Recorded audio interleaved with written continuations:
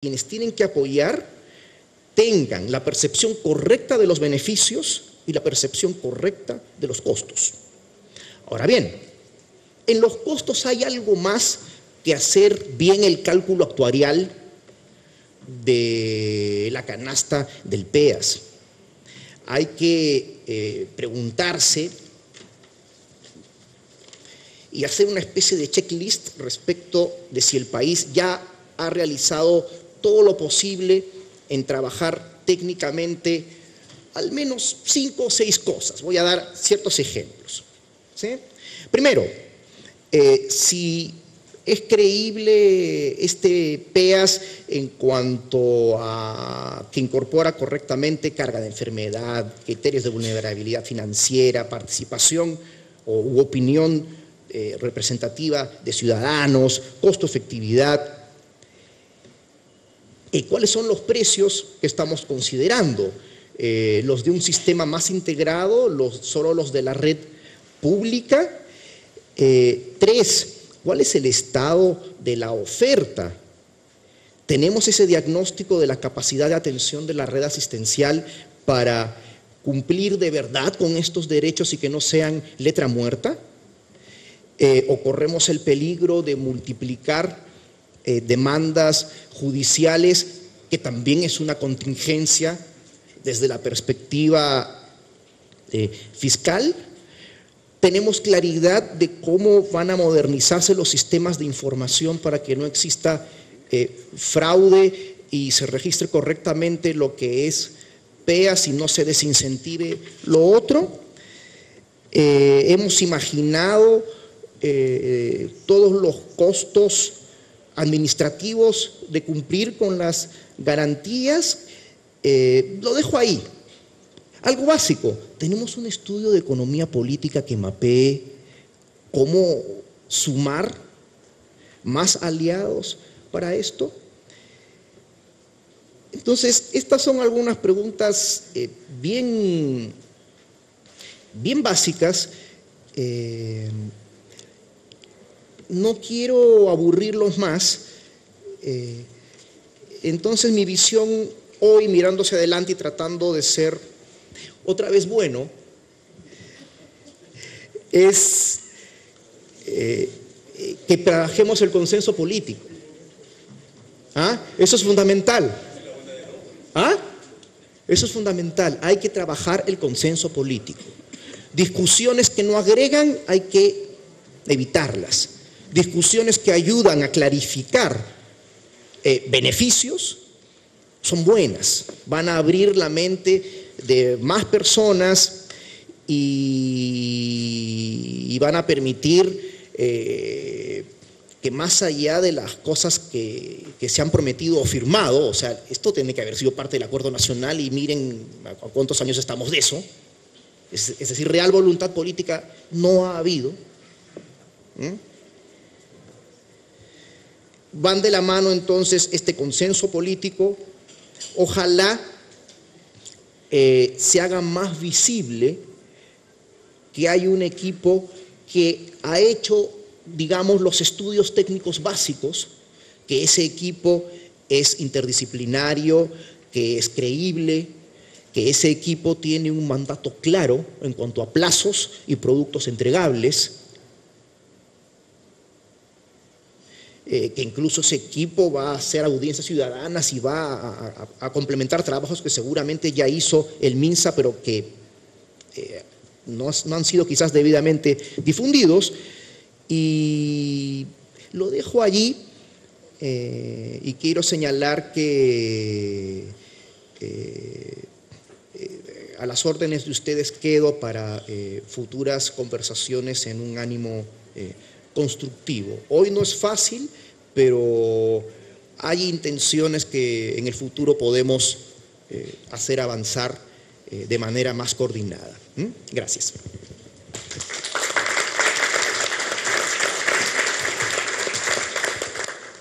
Gracias, Edmundo. Margarita. Este segmento de la conferencia se concentraba inicialmente en los fondos de aseguramiento, en la discusión de Fondo Único, diversos fondos. Por distintas razones, ha devenido en un tema muy interesante en puntualizar supuestos requerimientos de contexto que son importantes para una mejor salud. Hemos hablado, y en términos financieros, se han hablado, tanto María Soledad Barría como Rubén Suárez han sido muy claros para decir que el financiamiento de una mejor salud tiene que ver también con estilos de vida asociados a políticas intersectoriales, no solo sociales, sino también económicas, a modificaciones y desplazamientos poblacionales. En fin, la mejor salud muchas veces está más asociada al desarrollo económico y social del país.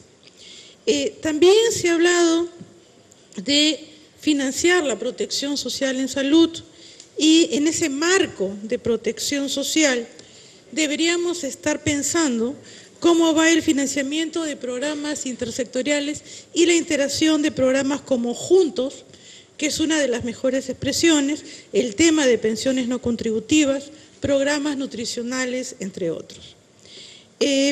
Uruguay, por ejemplo, a través del doctor Fernández, nos ha presentado un caso muy interesante de abordaje intersectorial, de abordaje macroeconómico también. Reforma tributaria y trabajo en 3 sectores altamente vinculados, ¿no? Educación, salud y trabajo.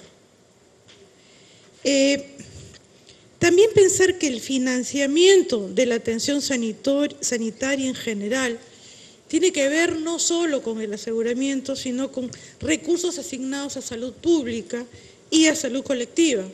Hay experiencias históricas que muestran pérdida de recursos y abandono relativo de la salud pública, olvidando que esta es la base de la atención sanitaria. Más aún cuando comentaba el señor Urriola que en la atención muchas veces de aseguramiento hay costos crecientes por el uso tecnológico y tiende a devorar otros recursos. Entonces, el aseguramiento es una pieza importante del tema sanitario, no es la única.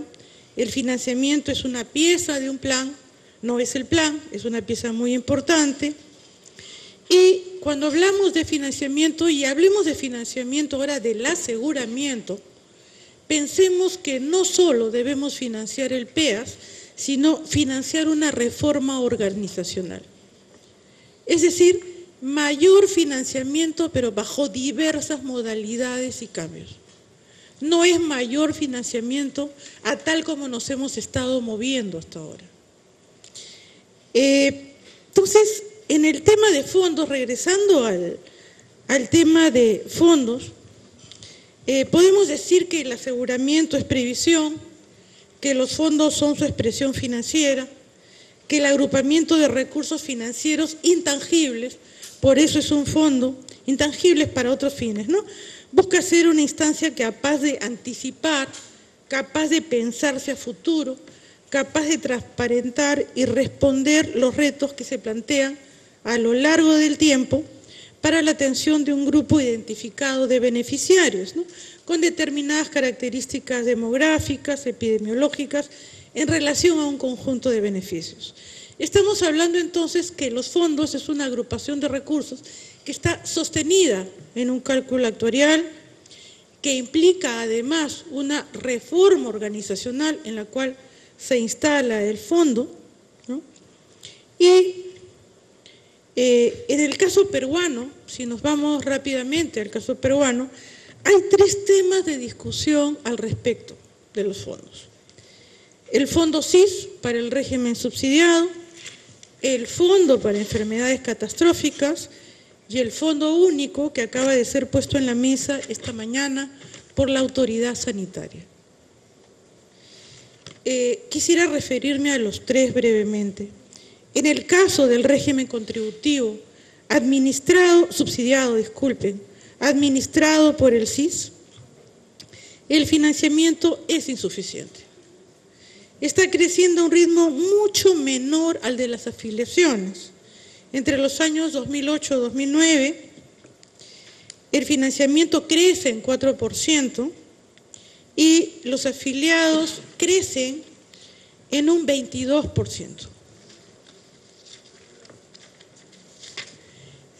Ya imaginarán ustedes viven las tensiones internas entre el CIS y prestadores organizados en regiones y grandes hospitales, a la que se suman problemas de gestión en las ejecutoras, la dificultad en aceptar e implementar un sistema de información para el seguimiento de la ejecución de las transferencias CIS y otros problemas.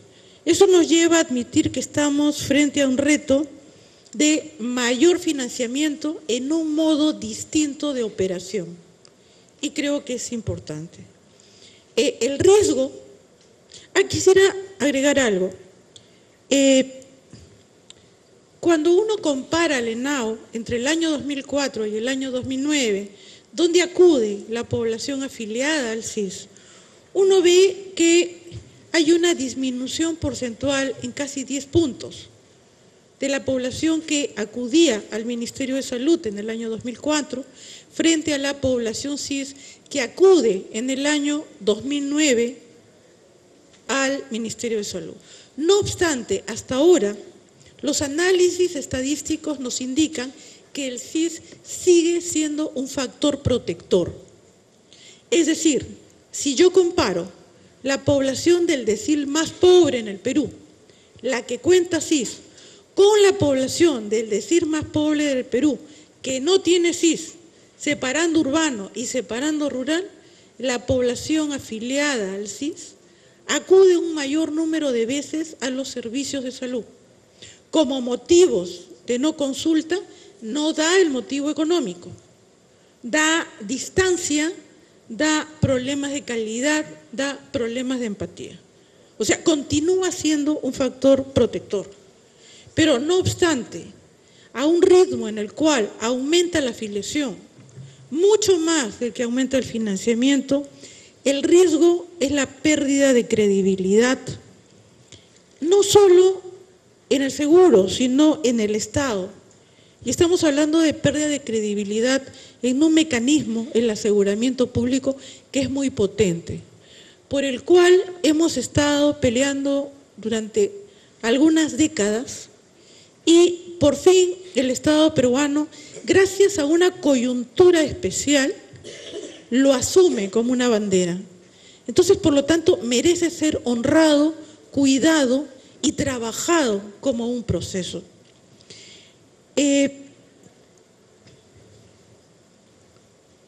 Actualmente ustedes conocen que el régimen subsidiado depende básicamente de un financiamiento que es histórico, dependiente del MEF, con límites de crédito presupuestal y muy sensible a la presión política.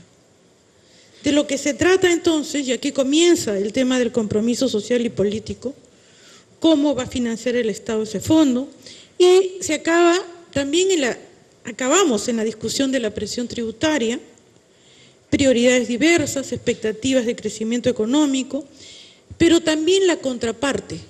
Es muy distinto tener un fondo para soportar a un 40% de población en condición de pobreza, que para soportar a un 20% de población en condición de pobreza. Entonces, este fondo también es muy dependiente de expectativas de crecimiento económico, de pobreza, de empleo formal y también de la evasión de salud, porque los fondos de conseguir un fondo CIS será interdependiente también del fondo de salud. O sea, a mayor crecimiento del empleo informal declarado en planilla, fondo de salud, menor presión habrá sobre el fondo CIS, ¿no? Hay una interdependencia. Habrá también que ponerle nombre y apellido a los agentes de este financiamiento, a las vías de este financiamiento, quién recauda, quién administra. Sobre el siguiente punto, el Fondo para Enfermedades Catastróficas. Actualmente es muy, muy precario, ¿no? A tal punto que el CIS tiene por ley márgenes estrechos de financiamiento, un número determinado de unidades tributarias, por el cual el jefe del CIS desde que empieza el CIS tiene el que notificar por escrito a los usuarios, señor, usted solo por ley lo tiene que hacer, usted tiene tal límite, ¿no? Se recibe mucha presión mediática, presión política, y es muy importante que consideremos su creación. La creación está, digo, una creación efectiva, algo que funcione, que no haga del evento catastrófico y de la solución del evento catastrófico una presión sobre el otro fondo al cual me refería, el fondo para el régimen subsidiado. Y creo que sobre este fondo, que debería tener transparencia y credibilidad, es un fondo sobre el cual se podría propiciar un diálogo entre el CIS y el Salud. Finalmente, sobre el Fondo Único, Rubén Suárez mencionó en la mañana cómo países aún bajo un sistema nacional de salud cuentan con diversos fondos. Pero además mencionó, y creo que es muy importante, la existencia de fondos de compensación. Y por ahí deberíamos andar pensando. Me permito recordar que a veces la mejor forma de comer un elefante es por pedacitos, ¿no? Me pregunto también si... De a poquitos. Me permito también preguntarme ahora, y es una pregunta, y sé que las autoridades del Ministerio de Salud tienen respuestas y un conocimiento mucho mayor al de los que estamos aquí, si el Fondo Único es la mejor bandera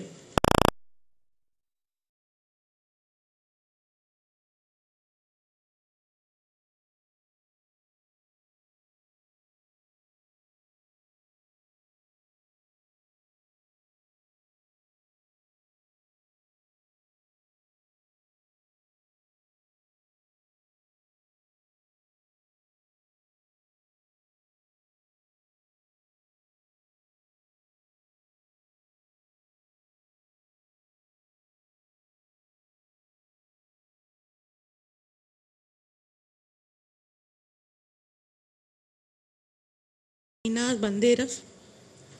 Yo me imagino a los soldados avanzando en una cuesta con la bandera, ¿no? ¿Con qué bandera vamos avanzando para ganar adeptos a este proceso largo y en el cual se juntan voluntades y soporte? Yo sé que muchas veces uno acaba poniendo la carreta primero, el caballo, la carreta, el caballo, porque el tiempo político es distinto a las disponibilidades económicas. Eso pasa, pero para que el proceso continúe hay que irlo alineando. Si no, se rompe. Bueno, muchas gracias.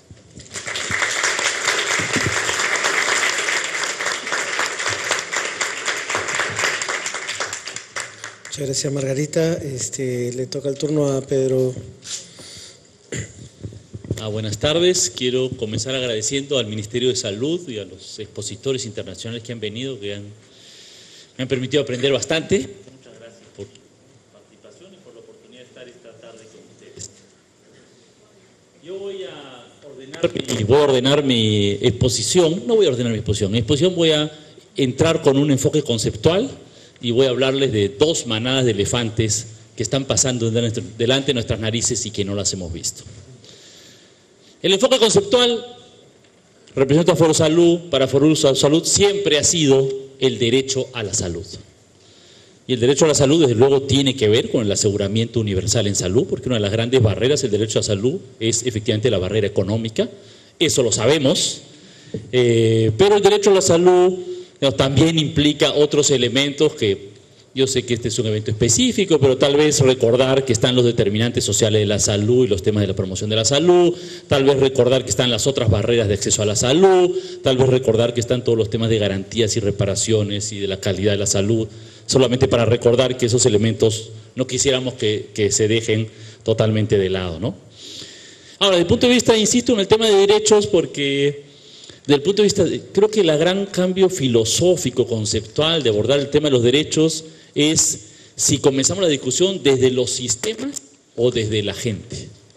Y yo entiendo que los sistemas de salud, de aseguramiento, de financiamiento, todos los mecanismos burocráticos son desde luego fundamentales, pero desde nuestro punto de vista es, primero, partamos de la gente, ¿no? Ese es el punto de partida de nuestra mirada, es la gente, ¿no? Y eso creo que es un tema importante, y ahí en realidad algunas de las cosas que dijo el doctor Fernández son muy compatibles con esto, ¿no? El tema de la universalidad es efectivamente un tema fundamental. Universalidad y derechos son dos principios que van juntos. Todo el tema de que los aportes deben ser de acuerdo a los ingresos, pero los gastos deben ir de acuerdo a las necesidades, es un elemento fundamental. Toda la discusión sobre la participación social que él habló es también parte de un enfoque de derechos que de Foro Salud nos parece muy importante. Ahora quiero recoger un segundo elemento que tiene que ver mucho con eso que habló el doctor Fernández, que es el tema del presupuesto, ¿no? Y yo molestaba a Edmundo Beteta, que estábamos sentados ahí, diciéndole, mira, ¿ves? Ahí dice cómo el presupuesto de salud de Uruguay en la reforma se triplicó, ¿no? Y efectivamente, yo estoy convencido que en el Perú podemos pensar que hay oportunidades de financiamiento en los consultores que pasemos algunos recibos como yo por tercera categoría y que no nos descuentan. Y entonces, efectivamente, si uno lo piensa desde el punto de vista de la equidad, que es otro elemento que se planteó, es absolutamente inequitativo, ¿no? Y podemos pensar también en mecanismos voluntarios para algunos gremios como los taxistas o, ¿no?, los pesqueros o qué sé yo, pero estamos hablando de pequeños sectores de la población. Podemos añadir 2%, 1%, 3% de la población económicamente activa. Cuando uno habla del grueso, cuando uno habla cuando uno tiene una mirada grande, fuerte, tiene que hablar del tema del presupuesto público. Y aquí voy a mi primera manada de elefantes. Y esto lo he escrito varias veces, pero es como sobre ganancia de las empresas mineras en el Perú este año, 20.000 millones de soles. ¿Ok? No son 500, no son 1.000, no son 1.500, son 20.000 millones de soles. Eso es las ganancias extraordinarias adicionales que tienen este año y que no tenían 5 años atrás las mismas minas con el mismo capital. ¿Ok? Esas son las ganancias que tienen porque hoy el oro ha pasado la barrera de $2.400 y las minas se hicieron calculando que era un buen negocio cuando el oro costaba $350 la onza y porque el cobre hoy cuesta $3.50 la libra y las empresas mineras se hicieron calculando que a 75 centavos la libra era un buen negocio. Y la rentabilidad de esas, ¿no? Un economista dice, bueno, una empresa, ¿no?, cálculo de su tasa interna de retorno encima de 12% pasa. Hoy las empresas mineras tienen rentabilidad de 40, 50% anual, ¿no? Entonces, la primera manada de elefantes es, toda la vida el presupuesto de salud es muy bajo, tenemos que luchar, pero pucha, a lo mejor le arrancamos al MEF 100 millones de soles, es muy difícil conseguir más plata, disculpen, ahí está la manada de elefantes, ¿ok? O sea, si el Estado peruano no cobrara 80% de esas ganancias extraordinarias, sino la mitad de esas ganancias extraordinarias y dedicara la mitad a salud, tendríamos 5.000 millones de soles, que es, como quien dice, más allá de todos los sueños que nunca hemos tenido, ¿no? Porque algunos que hemos visto cifras en este tema sabemos que cuando hemos hablado de, no sé, el costo completo con un paquete grande, 4.000 millones de soles, eso es un sueño. Bueno, aquí hay 5.000, ¿ok? Entonces, por si acaso, primera manada de elefantes que está pasando delante de nosotros y que no la vemos, está aquí. Entonces, ese creo que es un primer tema, y el tema presupuestal, como digo, me parece bastante fundamental. Ahora, yo concuerdo, y aquí me voy luego en un ratito a derivar a mi segunda manada de elefantes, yo concuerdo en realidad que el otro problema serio que hay que plantearse en el Perú es, sí, es verdad, buena parte de los problemas de salud y el aseguramiento son por falta de dinero. Sí, es verdad, señores, si el Ministerio de Salud trabaja con un presupuesto irrisorio, ¿qué es lo que quieren? ¿No? Evidentemente que la atención va a ser mala, todo eso es cierto, pero creo que también es verdad que hay serios problemas de eficiencia y de mala gestión en los servicios de salud públicos en el Perú. Y creo que es verdad, creo que se han acumulado a lo largo de años deficiencias en los problemas de gestión. Creo que de alguna manera es como hemos pasado como 15 años discutiendo las reformas y creo que hemos hecho poco, ¿no? Hemos logrado bastante poco respecto a este tema y creo que aquí hay un problema acumulado que me parece que es efectivamente bastante serio. Y yo también creo efectivamente que sí, hay que poner más plata en salud, pero mejor que pongamos esa plata para mejorar la eficiencia y con un sistema que sea más eficiente, y además que esa plata sirva para mejorar la eficiencia de lo existente, y no pongamos más plata con la misma baja eficiencia que existe. Efectivamente me parece claro, ¿no? Yo, digamos, sobre este tema hay alguna gente que ha discutido.